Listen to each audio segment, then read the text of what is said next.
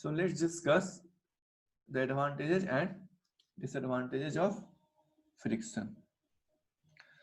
Listen students, friction and plastics.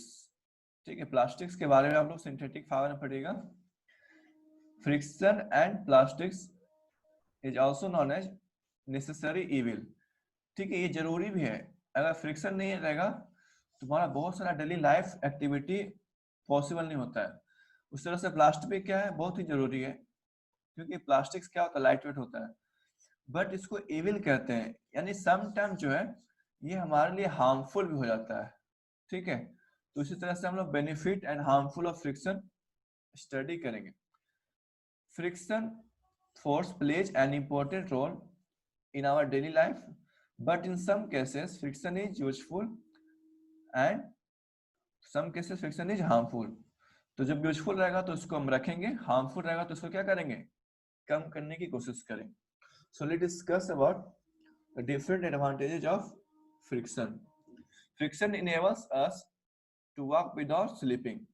Suppose if you are walking on a road and there is some oil or water present on the road, then you feel difficult to walk on that road. Yes or no? तो friction वहां पर अगर नहीं है तो आप slip कर जाएगा.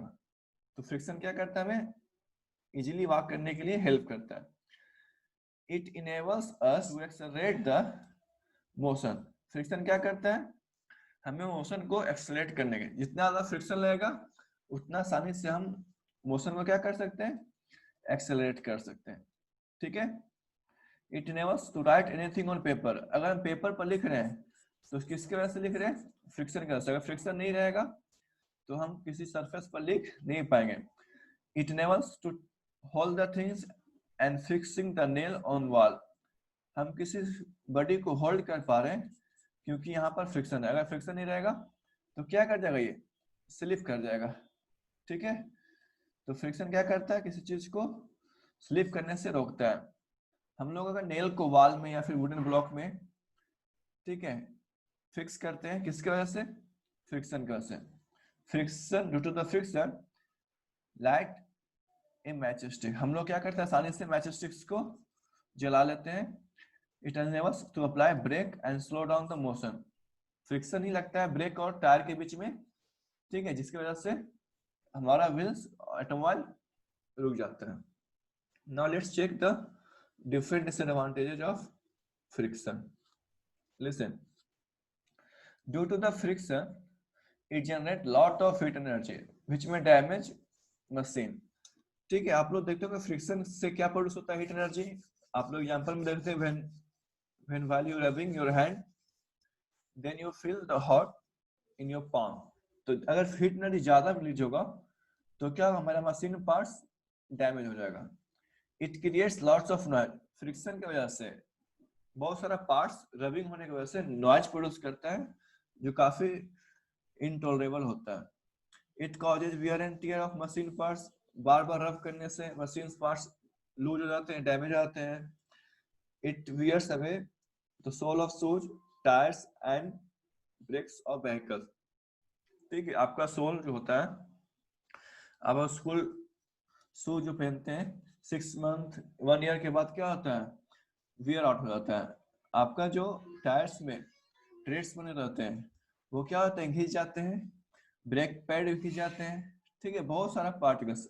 आप लोग स्टीयरिंग पर चढ़ते हैं, वहां भी क्या फ्रिक्शन की वजह से टियर एंड वियर आप लोग देखते हैं.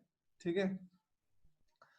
It reduces the efficiency of machine. Machine करने की शक्ति को क्या करता है, कम करता है, एनर्जी लॉस होता है यहाँ पर. It slow down the motion. Friction की वजह से अगर आप साइकिल चला रहे हैं और पैडल मारना छोड़ देते हैं तो ये फ्रिक्शन ही है जिसकी वजह से क्या होता है, वो स्लो डाउन हो जाता है. ठीक है, चलिए. So if friction is useful then we have to increase the friction, and if friction is harmful then we have to decrease the friction.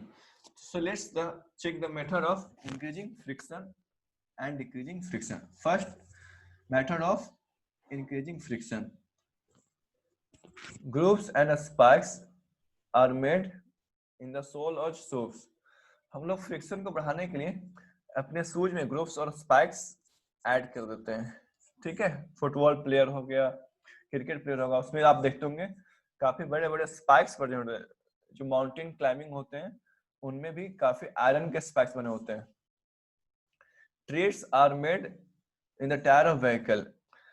Gymnasts apply some coarse substance on their hands to increase the friction and prevent slipping. ठीक है। Machine wheels are made of a special materials to increase friction and dry machine wheels. Some patterns are made on the handle of tools. हम लोग बहुत सारा tools use करते हैं, ठीक है। Cutting tools, hammer tools.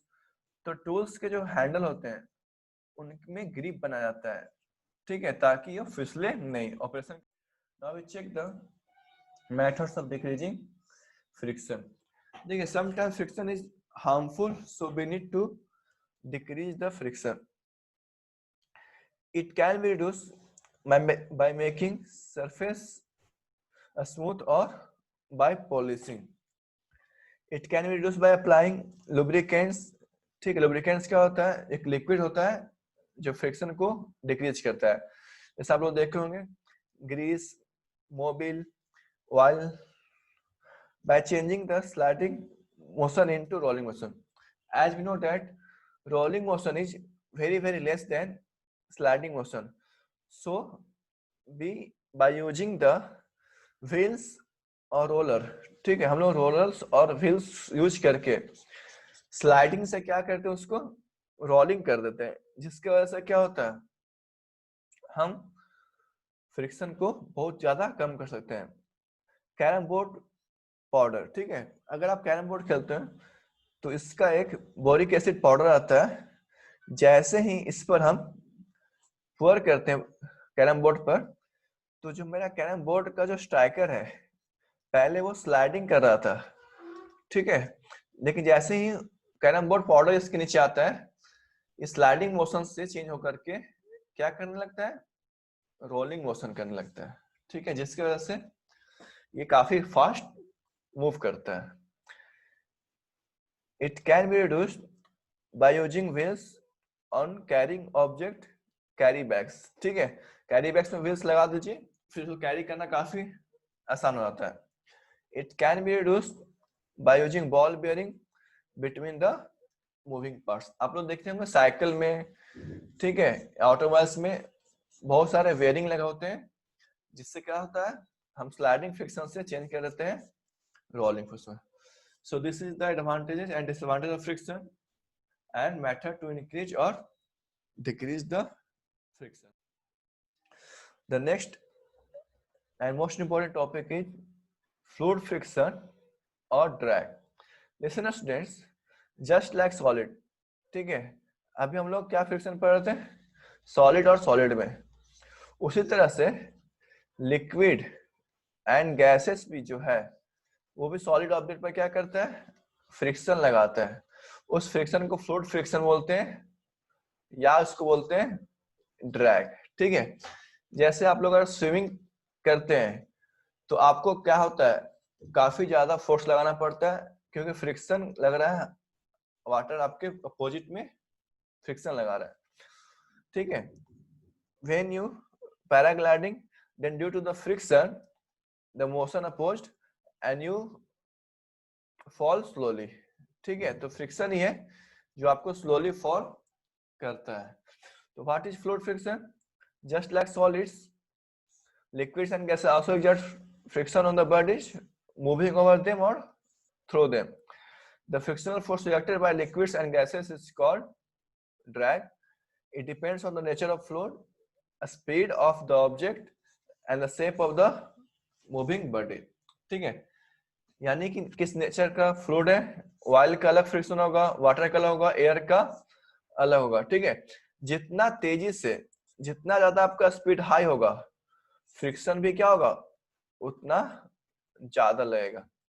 And the shape of the object, जितना ज्यादा इरेगुलर शेप होगा, जितना ज्यादा आपका surface area, cross section area होगा, उतना फ्रिक्शन क्या होगा, हाई होगा। तो इसी चीज को देखते हुए साइंटिस्ट ने एक स्पेशल डिजाइन तैयार किया है, उस डिजाइन को बोलते हैं स्ट्रीमलाइनिंग। यानी कि अगर लिक्विड्स और गैस फ्रिक्शन से, लिक्विड्स एंड गैस फ्रिक्शन से यानी कि फ्लूइड फ्रिक्शन से आपको बचना है तो आपको क्या फॉलो करना होगा? Streamlining. What is streamlining? The friction due to the fluids can be reduced by suitable designing on the shape of the object which moves faster in water or through air. This process is called streamlining and the shape of object is called streamlining. In this process the object has made point head shaped. ठीक है, there are some example of streamlining. ठीक है, aeroplane या jet plane में क्या करते हैं, हम बहुत ही ज्यादा इसके शेप को, इसके हेड शेप को काफी ज्यादा फाइंड कर देते हैं जिसके वजह से फ्रिक्शन क्या हो, बहुत ही रिड्यूस हो जाए। ठीक है, उसी तरह से जो बुलेट ट्रेन बनना है वो भी क्या होता है, पॉइंट हेड शेप होता है। सबमरीन ये भी क्या होता है, काफी पॉइंट हेड शेप होता है ताकि ये आसानी से मूव कर सके। और जो भी फास्ट मूविंग बोट होते हैं उनको भी क्या करते हैं, पॉइंट हेड शेप करते हैं। ये सारा का सारा जो डिजाइन है वो कॉपी किया जाता है जो फास्ट मूविंग बर्ड्स होते हैं और फिशेस होते हैं। ठीक है, तो एक मेथड है स्ट्रीमलाइनिंग जो फ्लूइड फ्रिक्शन को क्या करता है, कम करता है। ठीक है, तो ये मेरा लास्ट टॉपिक था फ्रिक्शन का। ठीक है, अगर कोई भी डाउट है तो इस वीडियो को आप दोबारा देखिए, सारा कुछ क्या हो जाएगा, क्लियर हो जाएगा।